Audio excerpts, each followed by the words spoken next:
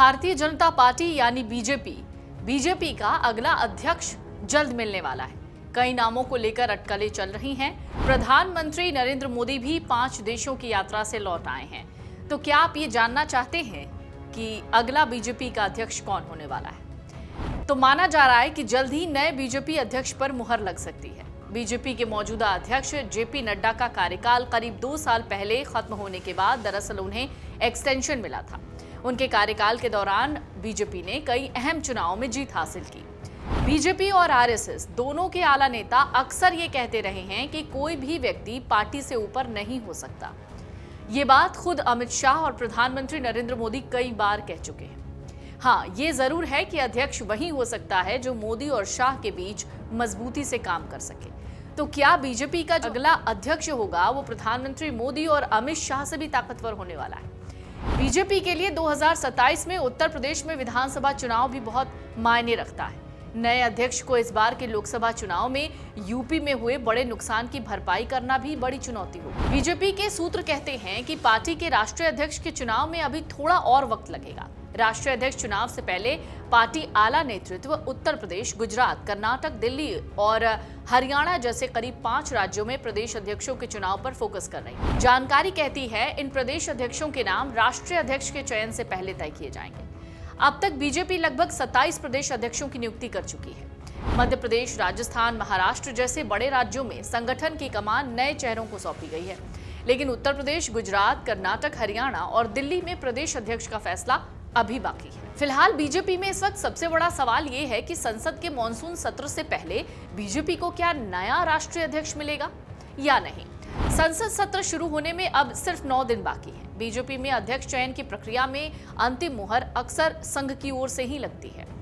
अध्यक्ष ऐसा चेहरा होना चाहिए जो सबको साथ लेकर चल सके और संघ के सिद्धांतों के प्रति भी प्रतिबद्ध हो, यही माना जाता है। 10 जुलाई को प्रधानमंत्री नरेंद्र मोदी के विदेश दौरे से स्वदेश वापसी के बाद दिल्ली में संगठन स्तर पर हलचल शुरू हो गई है। लेकिन सूत्र कहते हैं आरएसएस से राय मशवरे के बिना राष्ट्रीय अध्यक्ष की घोषणा नहीं हो सकती।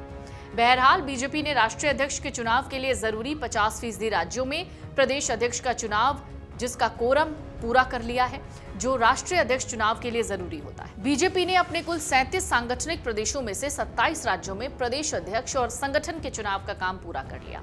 अब यूपी समेत करीब 5 राज्यों में अगले कुछ दिनों में चुनाव पूरा करने के बाद ही राष्ट्रीय अध्यक्ष के चुनाव की प्रक्रिया पूरी होगी।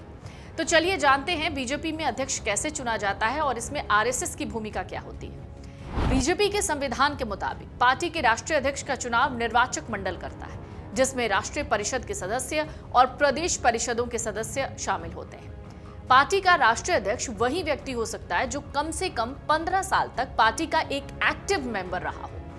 बीजेपी संविधान के मुताबिक पार्टी के निर्वाचक मंडल में से कोई भी 20 सदस्य राष्ट्रीय अध्यक्ष पद के चुनाव लड़ने वाले व्यक्ति के नाम का संयुक्त रूप से प्रस्ताव कर सकते हैं। ये संयुक्त प्रस्ताव कम से कम ऐसे 5 प्रदेशों से आना जरूरी है जहां राष्ट्रीय परिषद के चुनाव पूरे हो चुके हैं। इसके अलावा नॉमिनेशन जो लेटर है उस पर उम्मीदवार की मंजूरी होनी जरूरी है। बीजेपी राष्ट्रीय अध्यक्ष के चुनाव से पहले जिला संगठनों के चुनाव, प्रदेश संगठन, राष्ट्रीय परिषद के चुनाव जरूरी होते हैं। संगठन के लिहाज से बीजेपी ने भारत को 36 प्रांतों में बांट रखा है और आधे से ज्यादा राज्यों के संगठन के चुनाव होने के बाद ही राष्ट्रीय अध्यक्ष का चुनाव होता है। आमतौर पर सामूहिक विचार करके सर्वसम्मति से अध्यक्ष का चुनाव होता है। बीजेपी में कभी किसी अध्यक्ष पद के चुनाव के लिए वोटिंग नहीं हुई है। ये माना जाता है कि बीजेपी और संघ के लोग आपस में बैठते हैं, विचार विमर्श करते हैं और पार्टी की जरूरत को ख्याल में रखकर अध्यक्ष का चुनाव करते हैं। कांग्रेस में भी यही होता रहा है। हालांकि इसका एक पहलू ये है कि नेताओं के बीच टकराव नहीं होता, इसलिए आम राय से पार्टी अध्यक्ष चुना जाता है। बीजेपी के संविधान के मुताबिक इसके अध्यक्ष का कार्यकाल 3 साल का होता है। 2010 में नितिन गडकरी पार्टी के अध्यक्ष बने। उनके कार्यकाल में पार्टी के संविधान में एक संशोधन हुआ। इसके अनुसार एक के बाद एक लगातार 2 बार पार्टी अध्यक्ष बना जा सकता है। हालांकि गडकरी दोबारा अध्यक्ष नहीं बने। बीजेपी के मौजूदा अध्यक्ष जेपी नड्डा का कार्यकाल खत्म हुए भी बहुत वक्त हो चुका है, उन्हें एक्सटेंशन मिला हुआ है। वो जनवरी 2020 में पार्टी के अध्यक्ष बने थे। जनवरी 2023 में उनका कार्यकाल खत्म हुआ। बाद में दलील दी गई कि लोकसभा चुनाव की वजह से नड्डा को एक्सटेंशन दे दिया गया था। जब लोकसभा चुनाव खत्म हुए तो उन्हें 20 दिन का एक्सटेंशन दिया गया। कहा गया पार्टी अध्यक्ष का चुनाव होगा। हालांकि प्रदेश स्तर के आधे राज्यों के जरूरी संगठन के चुनाव नहीं होने से उनका कार्यकाल बढ़ता गया। आरएसएस शुरू से व्यक्तिवाद के खिलाफ रहा है। ये माना जाता है आरएसएस नहीं चाहता कि कोई व्यक्ति संगठन से ज्यादा महत्वपूर्ण हो। इसके अलावा बीजेपी के लिए उसका नया अध्यक्ष बहुत महत्वपूर्ण होगा, क्योंकि उन्हें ही साल 2029 के लोकसभा चुनाव की तैयारी करनी होगी। अगर आप ये वीडियो YouTube पर देख रहे हैं तो हमारे चैनल को सब्सक्राइब कर बेल आइकन दबाएं और Facebook पर देख रहे हैं तो हमारे पेज को लाइक करें।